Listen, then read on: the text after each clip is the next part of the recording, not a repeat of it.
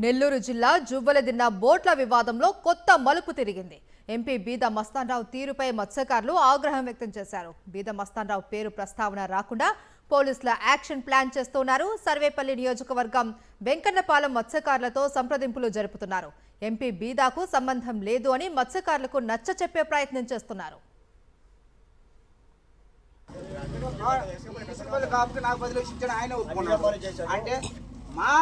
ఇప్పుడు మీ దగ్గర ఉంటుంది కదా, ఒక దొంగ దొరికితే మీరు ఏ విధంగా శిక్షిస్తారు, ఎట్టో రాపిటో తెప్పించారు కదా, ఆ విధంగా మేము రాపెట్టించాము. గొడ్డలు ఇప్పాము, కొట్టాము, వాళ్ళ పిల్లకాయలు తీసుకొచ్చాము, కట్టేసాము, కట్రాయిలతో కాళ్ళు చేతులు కట్టి పక్కన పెట్టాము, వాళ్ళ బంధువులను పిలిపించాము. మాకు చెప్పట్లా, వాళ్ళని తరివేస్తాము, మాకు తెలుసు కదా మన ప్రవర్తన అని చెప్పి బయటకు పంపిస్తే అప్పుడు నిజాలు వచ్చాయి.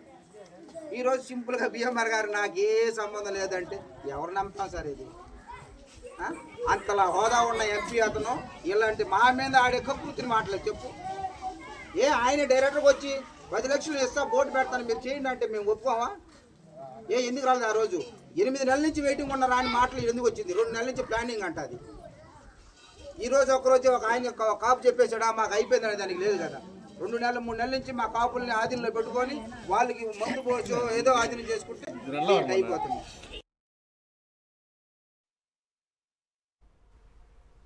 నెల్లూరు జిల్లా జువ్వలదిన్న బోట్ల వివాదంలో కొత్త మలుపు చోటు చేసుకుంది. దీనికి సంబంధించి మరింత సమాచారం మా ప్రతినిధి లోకేష్ అందిస్తారు. లోకేష్, బీద మస్తాన్రావు పేరు ప్రస్తావన రాకుండా పోలీసులు యాక్షన్ ప్లాన్ సిద్ధం చేస్తున్నట్లు తెలుస్తుంది. దీనిపైన అక్కడ మత్స్యకారులు ఏమంటున్నారు?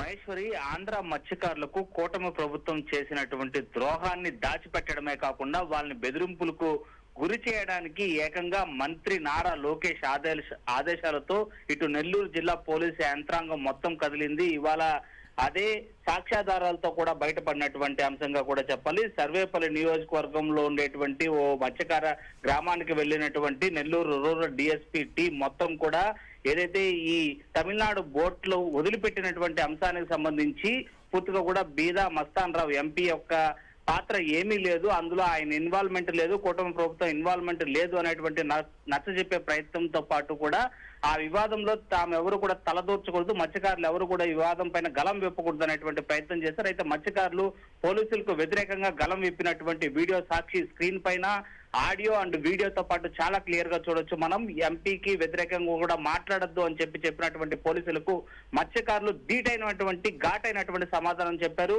ఎంపీ స్థాయిలో ఉన్నటువంటి వ్యక్తి తలపెట్టినటువంటి ద్రోహం మాకందరికీ కూడా తెలుసు.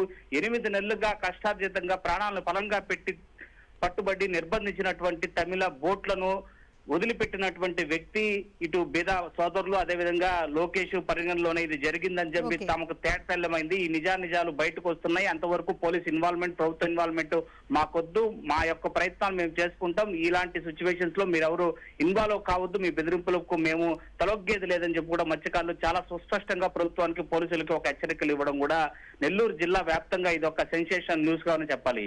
Maheshwari. Right, thank you Lokesh.